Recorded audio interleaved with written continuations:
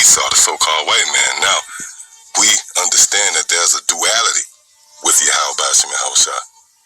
So once this man eventually rise up against the children of Israel, guess what? The Lord is going to preserve his elect. Which those of you out there who have made this truth your refuge, you qualify to occupy that lot. Which brings me right here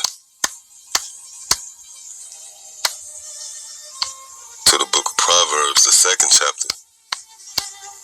And starting at the 10th verse, it says, when wisdom entereth into thine heart, and knowledge is pleasant unto thy soul, discretion shall preserve thee. Discretion shall preserve thee. Understanding shall keep thee. Yeah, and this is pretty much the method to the madness, if you will.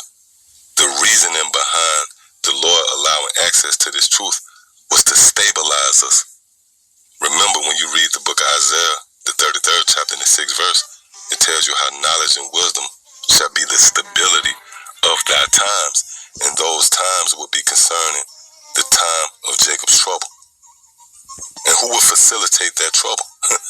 It will be none other than the so-called white man. And a lot of you jakes out there have either lost sight of this or never was privy to altogether. Your perspective of having this truth is to use it as a platform to boast in yourself, to debate, or for filthy lucre's sake, to garnish some type of attention to yourself, or something that's minuscule, just being a part of something.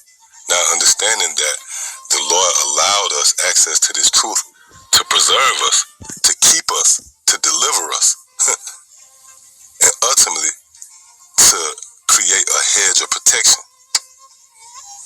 And that protection is going to be from what entity? Well, let's read on. Verse 12, to deliver thee from the way of the evil man. To deliver thee from the way of the evil man. And this evil man translates to none other than the so-called white man himself, Esau.